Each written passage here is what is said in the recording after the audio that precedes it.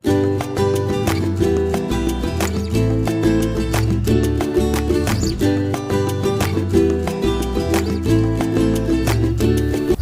है तुहाडा साडे यूट्यूब चैनल के उपर जिस विच असीं सी-टेट, पी-टेट और मास्टर केडर एग्जाम की प्रैपरेशन करवाउंदे हां।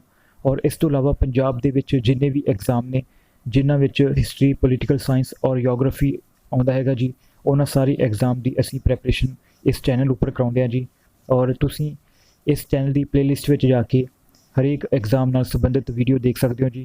तो शुरू करते हैं अज का चैप्टर ग्राम पंचायत बारे। ग्राम पंचायत ग्राम सभा की एक कार्यकारी कमेटी हैगी जी।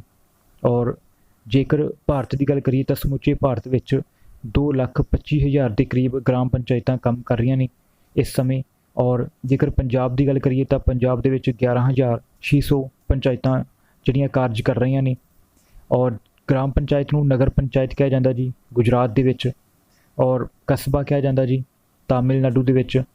इस तरह हरेक राज्य दे विच इसदे अलग अलग नाम ने, पर इसनूं जिहड़ा मशहूर ना जी इसका उसनूं ग्राम पंचायत ही कहा जाता जी। और जेकर इसकी चोण का ढंग देखिए तो ग्राम सभा के सारे मैंबर मिल के जिहड़ा इसके प्रतख रूप जिहड़ा अपनाउंदे ने जी चोण प्रणाली विच। और जिन्ने पिंड दे जिन्ने भी आदमी जो 18 साल तो उपर ने वो सारे इसके ग्राम सभा के मैंबर होंदे ने और उन्होंने वोट पाउण का अधिकार होंदा जी। और बालग वोट अधिकार ते एक हरी मत प्रणाली ये सारी चोण प्रणालियां दे ढंग ने जी। और इस विच गुप्त मतदान हो गया जी, और सधारण बहुमत प्रणाली, जित प्रणाली, तो ये सारियां जिहड़ियां इस ग्राम पंचायत के मैंबरां नूं चुणन लई जिहड़ी भी प्रणाली अपनाई जाती है जी, तो वो सारियां प्रणालियां हैगियां ने जी। ये तो हुण असीं गल करते हैं इस दे ग्राम पंचायत दीयां योग्यतावां दी। तो ग्राम पंचायत का मैंबर बनने लई उसनूं सब तो पहलां आदमी नूं भारत का नागरिक होवे जी, और उसकी उम्र 21 साल तो उपर होवे जी, और उसका नाम वोटर सूची में दाखिल होवे जी पिंड की वोटर सूची में। और उसनूं अपने किसी सरकारी लाहेवंद अहुदे उपर नियुक्त ना होवे जी, और वो किसी अपराधी बिरती नाल संबंधित ना होवे व्यक्ति जी, उस उपर कोई मुकदमा दर्ज ना होवे किसी। इस तो इलावा किसी चुनी हुई प्रतिनिधि संस्था का मैंबर ना होवे जी, जिवें कि विधान सभा हो गया जी, जां होर कोई भी जिस विच चुनाव द्वारा किसी व्यक्ति नूं चुनिया जाता जी, तो वो किसी भी चुनी हुई प्रतिनिधि का मैंबर नहीं होना चाहिए। और इस तो इलावा सरकार द्वारा जिहड़ा अनुसूचित जातियां लई और पछड़ियां श्रेणियां लई जिहड़ा 20% जिहड़ा राखवांकरण दिता गया जी ग्राम पंचायत का मैंबर बन लई, जिस विच 1/3 हिस्सा जिहड़ा राखवांकरण मिलिया इस्त्रियां नूं जी। और ये 73वीं सोध के अनुसार इसनूं जिहड़ा संविधान विच शामिल किया गया जी। और 1/3 सीटां ही जिहड़ा अनुसूचित जातियां नूं राखवियां कीतियां गईयां ने। और जेकर 1/3 हिस्सा जी जिवें जेकर कुल मैंबर हैगे ने 63 हैगे मैंबर जी, तो उन्हां विचों जिहड़े 21 सीटां जिहड़ियां औरत नूं मिलदियां जी, जां अनुसूचित जातियां दी जिहड़ी श्रेणियां नूं मिलदियां जी। तो जेकर असीं गल करिए कार्यकाल की, तो इसका कार्यकाल 5 साल का हुंदा जी। और समय तो पहलां भी वैसे भंग किया जा सकता इसनूं, और भंग होने तो बाद 6 महीने के अंदर दोबारा जिहड़ा चुनाव जिहड़ा करवाउणा पैंदा ने जी सरकार नूं। और पंचायत का एक चेयरमैन हुंदा जी, और जो कि जिसनूं कि सरपंच भी कहा जाता हैगा। और इसनूं प्रतख चोण प्रणाली द्वारा अपनाया जाता जी। और इसकी चुनाव पंचायत के हल्के के मैंबरों द्वारा हरेक पंचायत के जिहड़े जिन्ने भी आदमी 18 साल तो उपर ने वो इसके चुनाव में हिस्सा लेंदे ने। और इस विच भी राखवांकरण दिता जी कि चेयरमैन पंचायत का चेयरमैन बन लई जिहड़ा राखवांकरण दिता जी SC BC कैटागरी नूं। और वूमैन नूं भी 1/3 हिस्सा जिहड़ा राखवांकरण दिता जी। और जिवें कि जिस कुल 63 सीटां होण जी, तो उस विच 21 सीटां जिहड़ियां वूमैन नूं दित्तियां जाणगीआं जी। तो तुसीं देख सकते हो कि जिहड़ा 1/3 हिस्सा जिहड़ा राखवांकरण मिलदा जी पंचायत के चेयरमैन नूं भी और पंचायत का मैंबर बन। और हुण असीं गल करते हैं अहुदे तो हटाउण दा ढंग बारे जी। तो इसनूं बेभरोसगी मते दा पास करके जिहड़ा हटाया जा सकता जी इसनूं अहुदे तो ग्राम पंचायत के मैंबर नूं। और इसनूं पूर्ण बहुमत राहीं भी जिहड़ा पंचायत के कुल मैंबरां दा जिहड़ा पूर्ण बहुमत राहीं जिहड़ा प्राप्त होना चाहिए जी। ये जरूरी हैगा कि जे बेभरोसगी का मता पास करना हैगा तो उस विच पूर्ण बहुमत प्राप्त होना जरूरी हैगा जी पंचायत के कुल मैंबरां दा। और इस तो इलावा पंचायती राज संस्थावां के निर्देशक द्वारा इसनूं अहुदे तो हटाया जा सकता जी। ਜੇਕਰ ਉਸ ਨੂੰ ਲੱਗੇ ਕਿ ਗ੍ਰਾਮ ਪੰਚਾਇਤ ਜਿਹੜਾ ਮੈਂਬਰ ਜਿਹੜਾ ਉਹ ਸਹੀ ਢੰਗ ਨਾਲ ਕਾਰਜ ਨਹੀਂ ਕਰ ਰਿਹਾ ਤਾਂ ਉਸ ਨੂੰ ਅਹੁਦੇ ਤੋਂ ਹਟਾ ਸਕਦਾ ਹੈਗਾ ਪੰਚਾਇਤ ਰਾਜ ਸੰਸਥਾਵਾਂ ਦਾ ਨਿਰਦੇਸ਼ਕ। ਔਰ ਇਸ ਤੋਂ ਬਾਅਦ ਅਸੀਂ ਗੱਲ ਕਰਦੇ ਹਾਂ ਸਰਪੰਚ ਦੇ ਕੀ ਕਾਰਜ ਹੁੰਦੇ ਆ ਜੀ। ਤਾਂ ਸਰਪੰਚ ਦੇ ਕਾਰਜ ਹੁੰਦੇ ਜੀ ਗ੍ਰਾਮ ਪੰਚਾਇਤਾਂ ਦੀਆਂ ਬੈਠਕਾਂ ਨੂੰ ਬੁਲਾਉਣਾ ਔਰ ਬੈਠਕਾਂ ਦੀ ਪ੍ਰਧਾਨਗੀ ਕਰਦਾ ਜੀ। ਔਰ ਇਸ ਤੋਂ ਇਲਾਵਾ ਵਿੱਤੀ ਅਤੇ ਕਾਰਜਕਾਰੀ ਪ੍ਰਸ਼ਾਸਨ ਦੀ ਨਿਗਰਾਨੀ ਕਰਦਾ ਜੀ। ਔਰ ਜਿੰਨੇ ਵੀ ਪਿੰਡ ਦੇ ਵਿੱਚ ਜਿੰਨੇ ਵੀ ਕਾਰਜਕਾਰੀ ਕੰਮ ਨੇ ਉਹਨਾਂ ਦੀ ਜਿਹੜੀ ਨਿਗਰਾਨੀ ਰੱਖਦਾ ਜੀ। ਔਰ ਇਸ ਤੋਂ ਇਲਾਵਾ ਕਿਸੇ ਵਿਸ਼ੇਸ਼ ਸੌਂਪੀ ਗਈ ਜ਼ਿੰਮੇਵਾਰੀ ਨੂੰ ਵੀ ਨਿਭਾਉਂਦਾ ਜੀ। ਔਰ ਪੰਚਾਇਤ ਦੀਆਂ ਸਮਿਤੀਆਂ ਦਾ ਵਿੱਚ ਜਿਹੜਾ ਚੇਅਰਮੈਨ ਵਜੋਂ ਕਾਰਜ ਕਰਦਾ ਜੀ। ਪੰਚਾਇਤ ਦੀਆਂ ਜਿੰਨੀਆਂ ਵੀ ਸਮਿਤੀਆਂ ਹੁੰਦੀਆਂ ਹੈਗੀਆਂ, ਜਿੰਨੇ ਵੀ ਬੈਠਕਾਂ ਹੁੰਦੀਆਂ ਜੀ, ਉਹਨਾਂ ਵਿੱਚ ਚੇਅਰਮੈਨ ਦੇ ਵਜੋਂ ਭੂਮਿਕਾ ਨਿਭਾਉਂਦਾ ਹੈਗਾ ਜੀ ਆਪਣੀ। ਔਰ ਇਸ ਤੋਂ ਬਾਅਦ ਅਸੀਂ ਗੱਲ ਕਰਦੇ ਹਾਂ ਕਿ ਪੰਚਾਇਤ ਦੇ ਗ੍ਰਾਮ ਪੰਚਾਇਤ ਦੇ ਕੀ ਕਾਰਜ ਹੁੰਦੇ ਨੇ। ਪਹਿਲਾਂ ਅਸੀਂ ਸਰਪੰਚ ਦੇ ਕਾਰਜ ਵੇਖਿਆ ਸੀ ਜੀ, ਹੁਣ ਅਸੀਂ ਪੰਚਾਇਤ ਦੇ ਕਾਰਜ ਦੇਖਾਂਗੇ ਕੀ ਪੰਚਾਇਤ ਦੇ ਕਾਰਜ ਹੁੰਦੇ ਨੇ। ਤਾਂ ਸਭ ਤੋਂ ਪਹਿਲਾਂ ਕਿ ਨਿਯਮ ਬਣਾਉਣ ਦੀ ਸ਼ਕਤੀ ਹੁੰਦੀ ਹੈ ਜੀ ਪੰਚਾਇਤ ਕੋਲ। ਜਿਵੇਂ ਸਿਹਤ ਲਈ ਜੇਕਰ ਕੋਈ ਹਾਨੀਕਾਰਕ ਕੋਈ ਖੂਹ ਜਾਂ ਛੱਪੜ ਜਾਂ ਤਲਾਬ ਦੀ ਵਰਤੋਂ ਕਰਨ ਦੀ ਮਨਾਹੀ ਦੇ ਸਕਦੀ ਹੈ ਜੀ ਪੰਚਾਇਤ। ਔਰ ਪਿੰਡ ਵਿੱਚ ਕਿਸੇ ਸੁਰੱਖਿਅਤ ਥਾਵਾਂ ਜਿਹੜੀਆਂ ਰੱਖੀਆਂ ਹੁੰਦੀਆਂ ਨੇ ਉਸ ਵਿੱਚ ਪਸ਼ੂ ਨਹਾਉਣ ਕੱਪੜੇ ਧੋਣ ਦੀ ਮਨਾਹੀ ਹੁੰਦੀ ਹੈ ਜੀ, ਤਾਂ ਇਹ ਮਨਾਹੀ ਦੇ ਸਕਦੀ ਹੈ ਜੀ ਗ੍ਰਾਮ ਪੰਚਾਇਤ।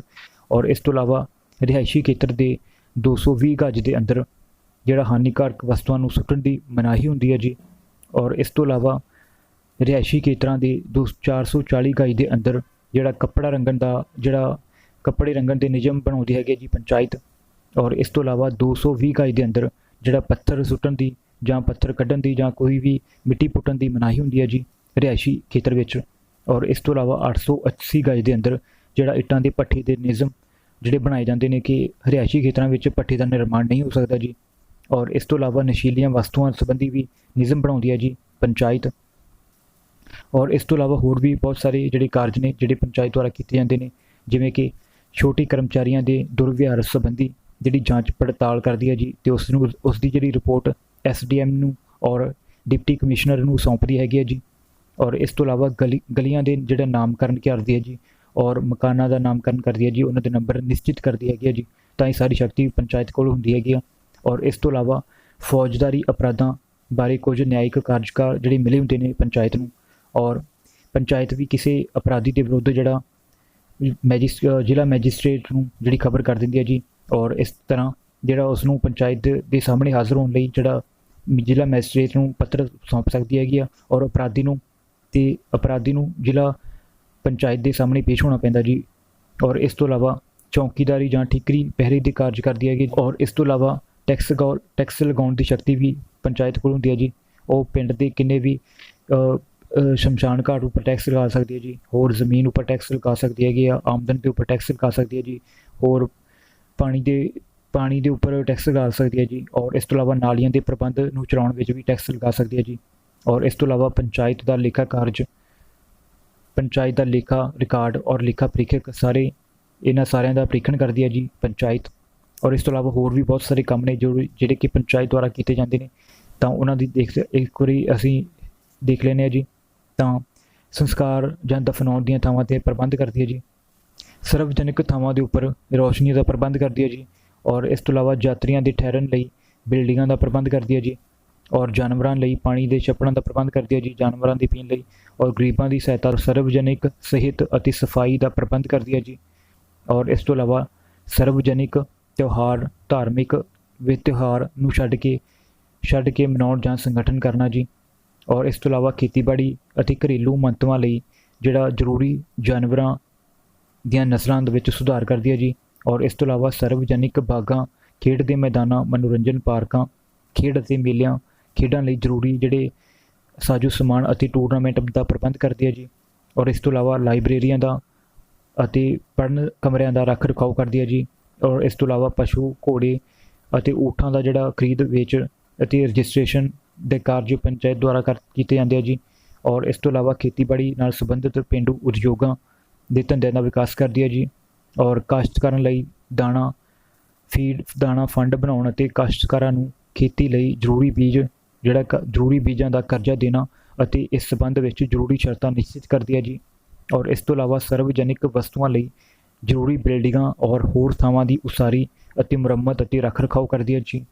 ਔਰ ਇਸ ਤੋਂ ਇਲਾਵਾ ਖਾਦ ਤਿਆਰ ਕਰਨ ਅਤੇ ਸਾਂਭ ਸੰਭਾਲ ਦੇ ਲਈ ਜ਼ਰੂਰੀ ਥਾਵਾਂ ਨੂੰ ਨਿਸ਼ਚਿਤ ਕਰਦੀ ਹੈ ਜੀ। ਪੁਲੀਆਂ ਅਤੇ ਪੁਲਾਂ ਦੇ ਉਸਾਰੀ ਅਤੇ ਰੱਖ ਰਖਾਓ ਕਰਦੀ ਹੈ ਜੀ। ਨਵੀਆਂ ਸੜਕਾਂ ਫਿਰਨੀਆਂ ਦਾ ਨਿਰਮਾਣ ਅਤੇ ਮੌਜੂਦਾ ਸੜਕਾਂ ਅਤੇ ਫਿਰਨੀਆਂ ਦੀ ਮੁਰੰਮਤ ਕਰਵਾਉਂਦੀ ਹੈ ਜੀ।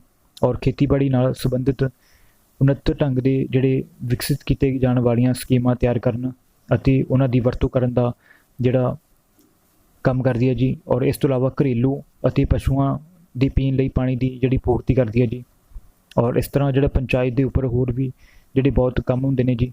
ਔਰ ਇਸ ਤੋਂ ਇਲਾਵਾ ਪੰਚਾਇਤ ਦੇ ਜੇਕਰ ਫੰਡ ਦੀ ਗੱਲ ਕਰੀਏ ਤਾਂ ਪੰਚਾਇਤ ਦਾ ਫੰਡ, ਹਰੇਕ ਪੰਚਾਇਤ ਦਾ ਜਿਹੜਾ ਫੰਡ ਹੁੰਦਾ ਜੀ, ਉਹ ਜਿਸ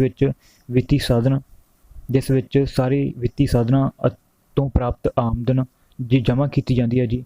ਔਰ ਇਸ ਫੰਡਾਂ ਵਿੱਚ ਜਿਹੜੀ ਆਮਦਨ ਜਿਹੜੀ ਰੱਖੀ ਜਾਂਦੀ ਹੈ ਜੀ ਪੰਚਾਇਤੀ ਫੰਡ ਵਿੱਚ, ਉਹ ਹੇਠ ਪ੍ਰਕਾਰ ਤੁਸੀਂ ਦੇਖ ਸਕਦੇ ਹੋ ਜੀ। ਜਿਵੇਂ ਕਿ ਸਰਕਾਰ ਅਤੇ ਹੋਰ ਸਥਾਨਕ ਅਧਿਕਾਰਾਂ ਤੋਂ ਪ੍ਰਾਪਤ ਜਿਹੜੀਆਂ ਗ੍ਰਾਂਟਾਂ ਹੁੰਦੀਆਂ ਜੀ। ਔਰ ਇਸ ਤੋਂ ਇਲਾਵਾ ਪਿਛਲੀ ਪੰਚਾਇਤ ਦੁਆਰਾ ਛੱਡੀ ਗਈ ਰਕਮ ਹੁੰਦੀ ਹੈ ਜੀ, ਉਸ ਨੂੰ ਵੀ ਪੰਚਾਇਤ ਦੇ ਫੰਡ ਵਿੱਚ ਸ਼ਾਮਿਲ ਕਰ ਲਿਆ ਜਾਂਦਾ ਜੀ। ਔਰ ਇਸ ਤੋਂ ਇਲਾਵਾ ਸਾਂਝੇ ਉਦੇਸ਼ਾਂ ਲਈ ਇਕੱਠੇ ਕੀਤੇ ਗਏ ਫੰਡ ਔਰ ਜਨਤਾ ਦੇ ਜਾਂ ਕਿਸੇ ਹੋਰ ਸਾਧਨ ਤੋਂ ਪ੍ਰਾਪਤ ਕੀਤੀ ਗਈ ਰਕਮ, ਟੈਕਸਾਂ ਤੋਂ ਪ੍ਰਾਪਤ ਆਮਦਨ, ਪੰਚਾਇਤਾਂ ਦੁਆਰਾ ਇਕੱਠੀਆਂ ਕੀਤੀਆਂ ਗਈਆਂ ਫੀਸਾਂ ਤੋਂ ਆਮਦਨ, ਕੂੜਾ ਕਰਕਟ, ਅੱਡਾ ਰੂੜੀ ਅਤੇ ਪੰਚਾਇਤੀ ਜ਼ਮੀਨੀ ਦੇ ਦਰਖਤ ਦੀ ਵੇਚਣ ਤੇ ਹੋਣ ਵਾਲੀ ਆਮਦਨ, ਸ਼ਾਮਲਾਤ ਦੀ ਜ਼ਮੀਨ ਤੋਂ ਹੋਣ ਵਾਲੀ ਆਮਦਨ ਤੇ ਪੰਚਾਇਤ ਸਮਿਤੀ, ਜ਼ਿਲ੍ਹਾ ਪਰਿਸ਼ਦ, ਰਾਜ ਸਰਕਾਰ ਤੋਂ ਪ੍ਰਾਪਤ ਆਮਦਨ ਦਾ ਇੱਕ ਭਾਗ ਜੀ। ਔਰ ਪੰਚਾਇਤ ਖੇਤਰ ਤੋਂ ਇਕੱਠੇ ਹੋਣ ਵਾਲੇ ਮਾਲੀਏ ਅਤੇ ਵਿੱਚ ਭਾਗੀਦਾਰੀ ਅਤੇ ਹੋਣ ਵਾਲੀ ਆਮਦਨ ਤੇ ਪੰਚਾਇਤੀ ਭੂਮੀ ਜਾਂ ਸੰਪत्ति ਤੋਂ ਹੋਣ ਵਾਲੀ ਕੋਈ ਹੋਰ ਆਮਦਨ, ਉਹ ਸਾਰੀ ਪੰਚਾਇਤੀ ਫੰਡ ਵਿੱਚ ਸ਼ਾਮਿਲ ਹੁੰਦੀ ਹੈ ਜੀ। ਔਰ ਇਸ ਤੋਂ ਇਲਾਵਾ ਪੰਚਾਇਤ ਦਾ ਜਿਹੜਾ ਬਜਟ ਹੁੰਦਾ ਜੀ, ਤਾਂ ਹਰ ਸਾਲ ਪੰਚਾਇਤ ਨੂੰ ਆਪਣਾ ਇੱਕ ਬਜਟ ਬਣਾਉਣਾ ਪੈਂਦਾ ਜੀ। ਔਰ ਉਸ ਵਿੱਚ ਆਉਣ ਵਾਲੇ ਸਾਲ ਦੀ ਆਮਦਨ ਅਤੇ ਖਰਚ ਦਾ ਅਨੁਮਾਨ ਹੁੰਦਾ ਜੀ ਉਸ ਵਿੱਚ। ਔਰ ਇਸ ਬਜਟ ਨੂੰ ਫਿਰ ਸੰਬੰਧਿਤ ਪੰਚਾਇਤ ਸਮਿਤੀ ਵਿੱਚ ਭੇਜ ਦਿੱਤਾ ਜਾਂਦਾ ਜੀ। ਔਰ ਜੋ ਪੰਚਾਇਤ ਨੂੰ ਆਪਣੇ ਬਜਟ ਵਿੱਚ ਜਿਹੜਾ ਕੋਈ ਤਬਦੀਲੀ ਕਰਨ ਅਤੇ ਸਿਫਾਰਿਸ਼ ਕਰਦੀ ਹੈ ਜੀ, ਕਰ ਸਕਦੀ ਹੈਗੀ, ਸਿਫਾਰਿਸ਼ ਕਰ ਸਕਦੀ ਹੈ ਕਿਸੇ ਤਬਦੀਲੀ ਕਰਨ ਨਾਲ ਸੰਬੰਧਿਤ। ਔਰ ਪੰਚਾਇਤ ਆਪਣਾ ਕੋਈ ਵੀ ਖਰਚ ਪੰਚਾਇਤ ਸਮਿਤੀ ਦੀ ਮਨਜ਼ੂਰੀ ਤੋਂ ਬਿਨਾਂ ਨਹੀਂ ਕਰ ਸਕਦੀ ਜੀ। ਤਾਂ ਇਸ ਤਰ੍ਹਾਂ ਤੁਸੀਂ ਦੇਖ ਸਕਦੇ ਹੋ ਕਿ ਸਾਡਾ ਜਿਹੜਾ ਅੱਜ ਦਾ ਲੈਕਚਰ ਖਤਮ ਹੁੰਦਾ ਜੀ। ਔਰ ਤਾਂ ਅਗਲੇ ਵੀਡੀਓ ਵਿੱਚ ਅਸੀਂ ਜ਼ਿਲ੍ਹਾ ਪਰਿਸ਼ਦ ਬਾਰੇ ਗੱਲ ਕਰਾਂਗੇ ਜੀ। ਤਾਂ ਤਦ ਤੱਕ ਲਈ ਧੰਨਵਾਦ ਜੀ।